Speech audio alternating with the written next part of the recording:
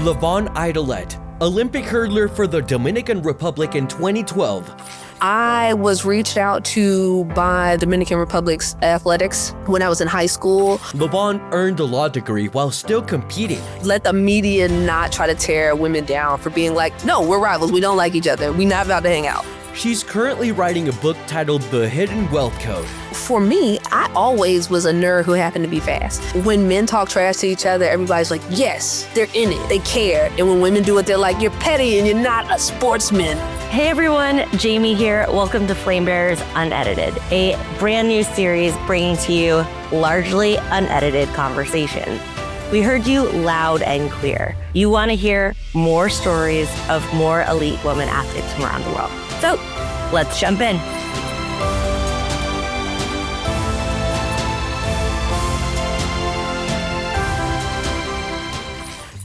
Yeah, so my name is LaVonne Idlette. I was a professional track and field athlete. I went to the Olympics for track and field several years ago. And my now current life, I help people with the 4 Ps: privacy, asset protection, wealth preservation, and philanthropy. I care about people being able to do the things they want to do with their life. Yes, absolutely preaching to the choir on that one. Talk to us a little bit about your Olympic journey. I know that you were a hurdler. For those who don't know your story, give us the rundown. I went to Hampton University, and by happenstance of going to a very small school in my actual hometown, my high school coach and my college coach are actually married. No way. Yes. I end up in a group of people, and 5 of us went to the Olympics together. So wow. I graduated in 2007, and we went to the Olympics in 2012. So the journey of that 5 years was not clearly waiting to go to the Olympics. I ran, the European circuit, got to go to over 100 countries running track, and, honing the craft of being a single event athlete. So in college, I literally did every event from the heptathlon to the javelin 100 hurdles, all of those things. And then being able to niche it down to the 100-meter hurdles was a journey from having to be like good, but like, no, you have to be good every time you step on the track as a professional. So it was nice. How did you decide that you were going to be a 100-meter hurdler versus a javelin thrower, for example? Like, what was that?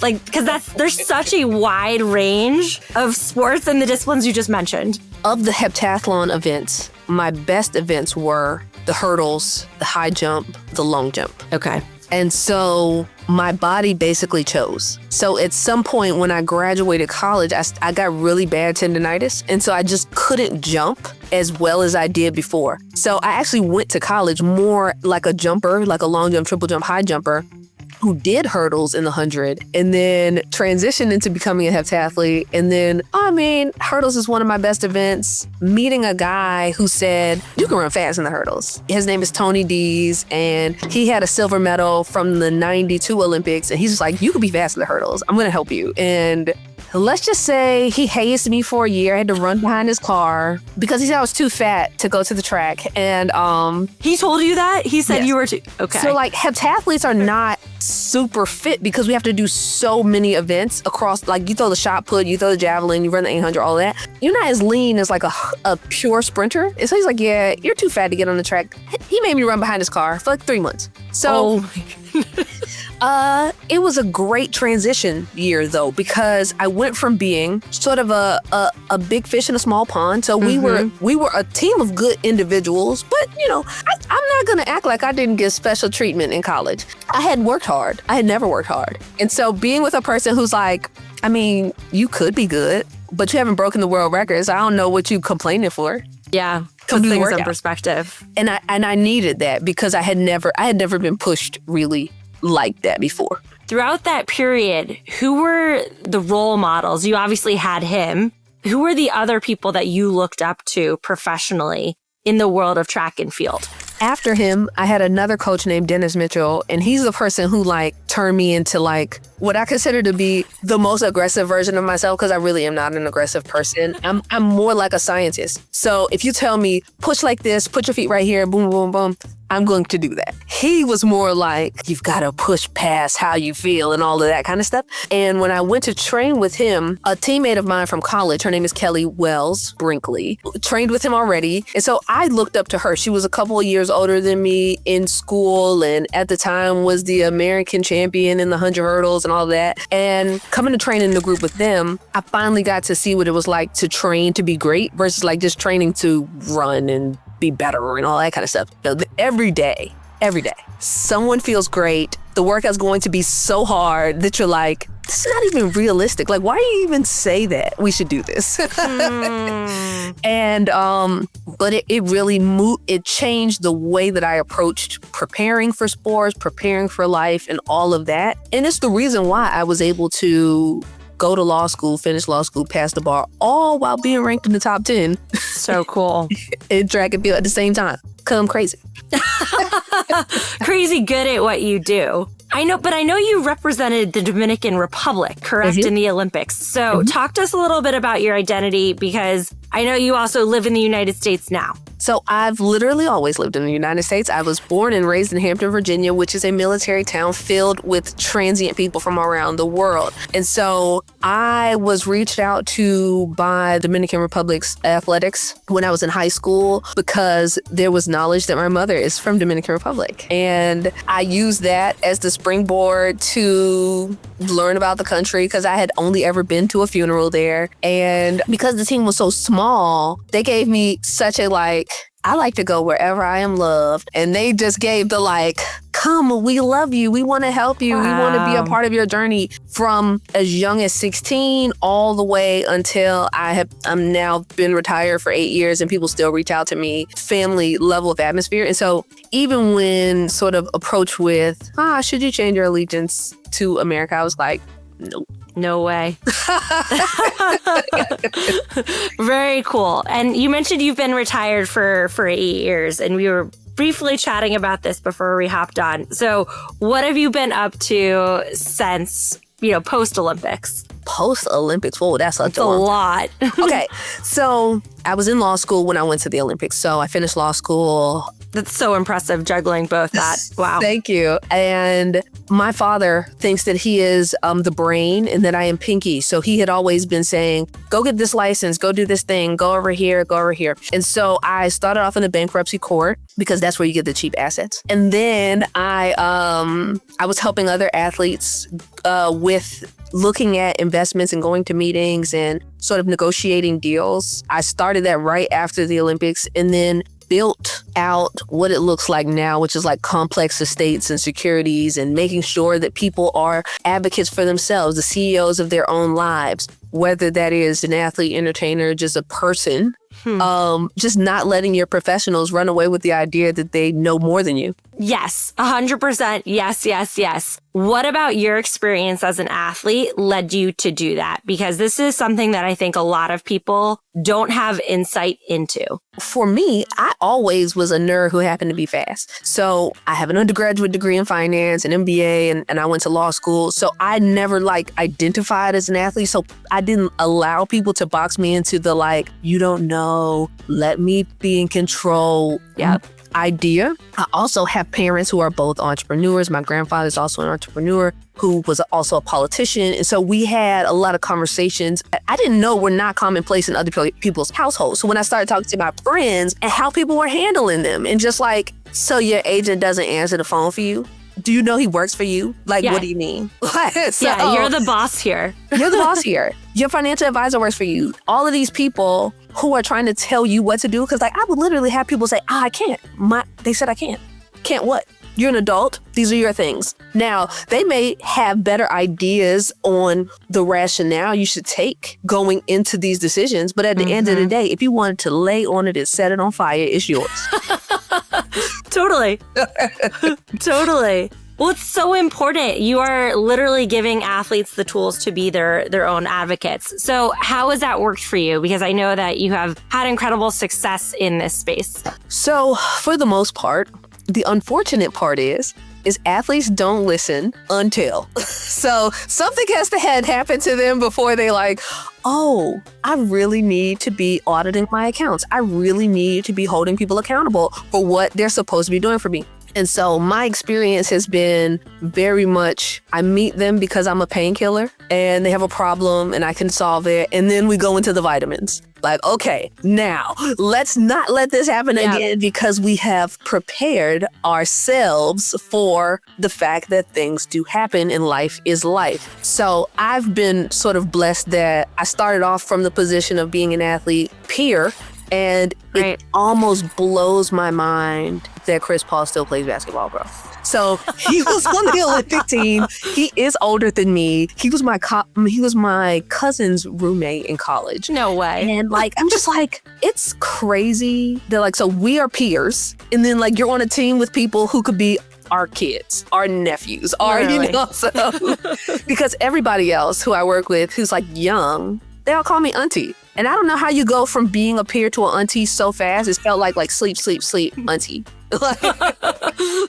I think next up is grandma, and I'm right there with you. I'm like, oh, I'm not ready for this. I'm not ready at all. But then I changed my approach. It went from being more like, okay, so when we are friends, we can go to the club, we can hang out, and like, we'll do business also. Well, I don't want to go to the club anymore. So like, that's not my connection point. I do like food still, but a lot of what I do with athletes now is like play games, because I realized that listening to people talk, number one, because this generation grew up on internet things they don't love, listen to people talk. So talking isn't the most effective way to help people learn. So I started playing games with them. What type of games, and what do those games teach them? It's basically an asset protection game. I give them a hypothetical life script so that you don't have to be emotionally attached to it. It is a married person who is not you. They're married. They have 2 kids and an outside baby mama, like just real scenarios, but not yours. Not yours. So you're so detached decouple from it. your emotions from it. And then we go through rounds of life events, 5 rounds. And the goal is whoever has the highest net worth at the end wins. Okay.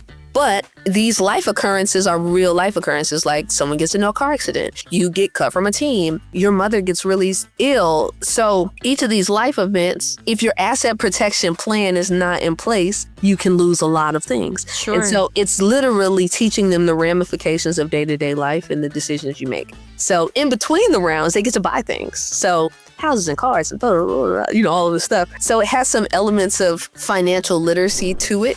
I don't really like that term so much because it's been kind of exploited for people to teach you how to do things their way or buy their products. And so I look at finance as like something like wellness. So you need financial fitness. How do you know how things work and interact with each other? And how are you doing that for yourself and your goals? Not just like general information and that kind of stuff.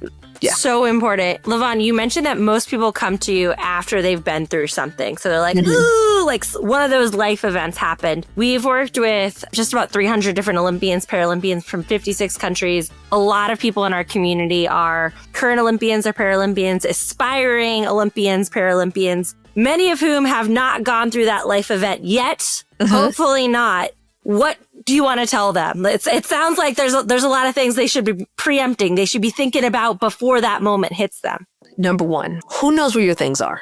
Because the moment that something happens to you, if you're the only person that knows where you bank, where your insurance is, how you pay your bills, all of that, and you just so happen to be in an accident of some sort, your mother, your significant other, somebody needs to know where your things are. So organizing that is probably step number one. Step number two, besides the internet's people, there has never in life been a reason to share how much money you make and what you're doing for any purpose. It adds absolutely no value to your life. So we want all of our things to be titled in a way that keeps your business and private. So that next steps always, let's get your name out of public records for anything that's not exactly what you want to be the story of your life, which is like, yeah, you made home runs, you won the game, all of that. Cool. Yep. But your personal business, absolutely not. They should not know where you live. 100%. Almost every athlete, when I first meet them, and I used to say, if I was a crazy person, I would just like look up people's stuff and like send it to them.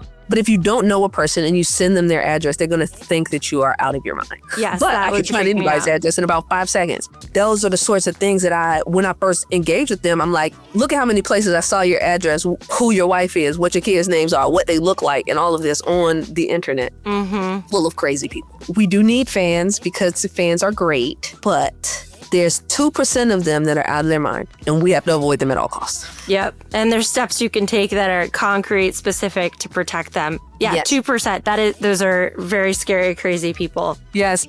I know you are writing a book, so let's hear about it. Yeah, so the book is called The Hidden Wealth Code, and it talks about what my 4 Ps are, is that privacy is your first line of defense for asset protection. Asset protection is how you intend to leave your legacy and protect it from the fact that life's and things will be coming at you from every angle. So how are we titling things such as trust, holding companies, all of that, making it nice and clean? And then wealth preservation, which is how are we best using our social capital to get better relationships and better deals and all of that, and what it looks like to build your own opportunities and let people participate with you. And then philanthropy, how are we best using our brand and our life's vision to help others? Because accumulation is cool, but you will find, most people will find once they reach that pinnacle number that they have put in their head about how much money they want to make,